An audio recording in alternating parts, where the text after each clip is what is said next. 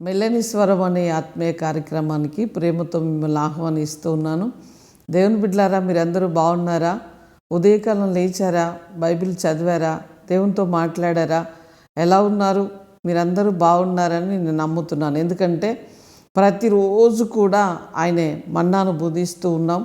ఆయన ఆహారము తింటూ ఉండగా బలం వస్తుంది. అంటే దేవుడు ఏమన్నాడంటే, మనుషుడు రొట్టె వలన కాదు, నా యొక్క నోటి మాట వలన బ్రతుకును అన్నాడు. అందుకని ప్రతిరోజు ఆయన నోటి మాటను మనం వింటూ ఉన్నాము కనుక మనలో జీవాహారము, జీవము చాలా చాలా సమృద్ధిగా వస్తూ ఉన్నది కనుక చాలా పుష్టిగా ఉన్నారని, బలముగా ఉన్నారని, సంతోషముగా ఉన్నారని, సమాధానముగా ఉన్నారని, దీవెనకరముగా ఉన్నారని నేను నమ్ముతున్నాను. ఎందుకంటే దేవుడు ఉన్న ప్రజలు ఎప్పుడు కూడా ఏ విషయంలో కూడా లోటు అనేది లేకుండా చాలా చక్కగా ఆహ్లాదకరముగా, ఆ అరణ్యములో కూడా వారు భోజనము లేకుండా పస్తులు ఉండలేదు. కానీ మన్నాను కురిపించాడు, పూరెలను కురిపించాడు, చాలా చక్కటి భోజనము వారికి ఆహారం ఇచ్చి తర్వాత నీళ్ళని ఇచ్చి చాలా చక్కగా పోషించిన దేవుణ్ణి మనం కలిగి ఉన్నాము. కనుక ఈరోజు దేవుడు మనతో మాట్లాడిన వాగ్దానము యెషయా గ్రంథం 58వ అధ్యాయం 11వ వచనాన్ని చదువుకుందాం. యెహోవా నిన్ను నిత్యము నడిపించును, క్షామకాలమున ఆయన నిన్ను తృప్తిపరిచి నీ ఎముకలను బలపరచును. నీవు నీరు కట్టిన తోట వలె ఎప్పుడునూ ఉబుకుచుండు నీటి ఊట వలె ఉండెదవు.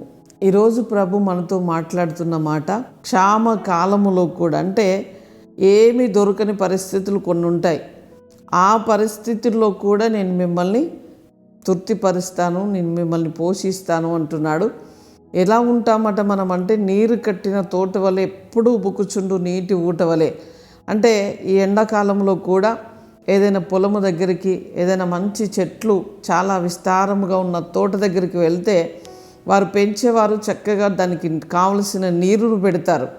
ఈ ఎండ ఎంత ఎక్కువగా ఉన్నా ఆ ప్రదేశంలోనికి వెళ్ళి అక్కడ మనం కూర్చున్నా నిలుచున్నా కూడా చాలా చల్లటి వాతావరణం, చల్లటి గాలి, ఆ 10 నిమిషాలు 5 నిమిషాలు ఒక గంట సేపు అక్కడ ఉంటే మన జీవితంలో చాలా, మన శరీరంలో చాలా ఆహ్లాదకరముగా ప్రశాంతముగా అనిపించినట్లుగా ఉంటుంది. దేవుని బిడ్డ, ఈరోజు వాగ్దానం ద్వారా దేవుడు ఏమంటున్నాడంటే, నీ జీవితంలో ఎక్కడెక్కడ నువ్వు నలిగిపోతున్నావో, ఇబ్బంది పడుతున్నావో, వేదన పడుతున్నావో, నీ శరీరంలో కానీ నీ కుటుంబంలో కానీ నీ వ్యవస్థలో ఎక్కడ నువ్వు బాధ అనుభవిస్తున్నావో, క్షామం అంటే లేమి అనుభవిస్తున్నావో, అక్కడెల్లా కూడా నిన్ను నేను తృప్తిపరిచి నీరు కట్టిన తోట వల్ల ఎప్పుడు ఉబుకుచుండు. ఉబ్బుకే నీరు అంటే ఉబ్బుకుతూ ఉంటాయి, వస్తూ ఉంటాయి. ఎంత తీసినా కూడా అందులో నుంచి నీరు వస్తూనే ఉంటాయి. బావిలో కానీ లేకపోతే సముద్ర ప్రాంతంలో కానీ తోడుతూ ఉంటే నీళ్ళు వస్తూ ఉంటాయి. అలా నీ జీవితంలో ఆశీర్వాదం అనేది ఆ విధముగా నేను ఫ్లో చేస్తాను, మిమ్మల్ని నేను ఆశీర్వదిస్తాను అని మాట్లాడుతున్నాడు. కనుక ప్రభు మాటలు వింటున్న నీ జీవితంలో ధైర్యముగా ఉండండి, ప్రభును స్తుతిస్తూ ఉండండి, ఆరాధిస్తూ ఉండండి, ఘనపరుస్తూ ఉండండి. ఎంత గొప్ప దేవుణ్ణి మనం కలిగి ఉన్నాం, ఎంత మంచి ఆశీర్వాదములు మనకిస్తున్నాడు, ఎలా మనల్ని పోషించాలనుకుంటున్నాడు, ఎలా మనల్ని దీవించాలనుకుంటున్నాడు అనే విషయము వాక్యంలోనే ధ్యానిస్తూ ఉండండి. వాగ్దానమును మరలా చదువుకుంటూ ఉండండి. దేవుని ప్రేమ ఎంత ఎత్తుగా ఉన్నది, ఎంత లోతుగా ఉన్నది, ఎంత వెడల్పుగా ఉన్నది. నా కుటుంబంలో, నా జీవితంలో ఆయన ప్రేమను మనము కొలత పెట్టి ఇంతే అని చెప్పడానికి లేదండి. అంత ఎక్కువగా నేను ప్రేమిస్తున్నాడు. నీ బాధలో నుంచి, నీ దుఃఖములో నుంచి, నీ రోగములో నుంచి, నీకున్న సమస్త ఇరుకు సమస్యలో నుంచి నిన్ను విడిపించాలి అనుకుంటున్నాడు. కనుక విడుదల పొందే సమయము, ఆశీర్వాదము పొందే సమయము. కనుక దేవుని వైపే చూడండి, మరలా వాక్యాన్ని చదువుకోండి, వాగ్దానమును పట్టుకొని ప్రార్థించండి, ఇతరులకు షేర్ చేయండి. వాగ్దానం షేర్ చేస్తూ మంచి కామెంట్ పెట్టండి. దేవుడు నీతో ఎలా మాట్లాడుతున్నాడు మాకు కూడా తెలియజేయండి. మాతో మీరు, మీతో మేము కలిసి దేవుణ్ణి ఆరాధిస్తున్నప్పుడు మన మధ్యలో గొప్ప కార్యము ప్రభు చేయనై ఉన్నాడు. కనుక ధైర్యముగా ఉండండి. ప్రార్థన చేసుకుందాం. పరిశుద్ధుడా, జీవము కలిగిన మా తండ్రి, నీకు స్తోత్రాలయ్యా. నీ ప్రియ బిడ్డలు ప్రభువా ఈ వాగ్దానం ఎంతమంది రిసీవ్ చేసుకున్నారో వారందరి జీవితంలో అద్భుతము జరుగునుగాక. ఎక్కడెక్కడ ఆశీర్వాదము లేదో ఆశీర్వాదము, దీవెన, మేలులన్నీ కూడా వారి జీవితంలో సమృద్ధిగా అనుభవించే కృపలోనికి నడిపించబడునుగాక. మహిమ మీకు చెల్లిస్తున్నాం ప్రభువా.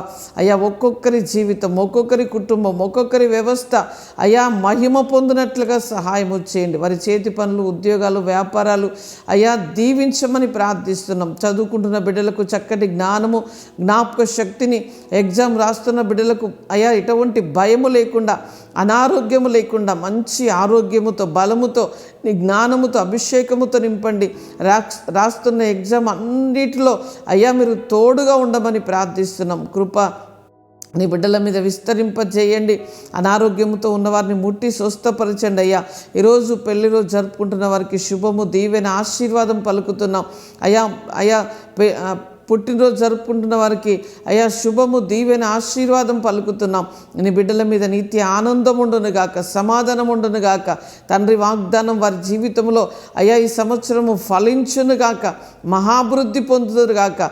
అన్ని విషయంలో ప్రభువా ఈ సంవత్సరం అంతా వర్ధిల్లత కృపలోనికి నడిపించమని మహిమ, ఘనత మీకు చెల్లిస్తూ యేసు నామములో అడుగుచున్నాం తండ్రి. Amen, amen. Praise the lord. God bless you.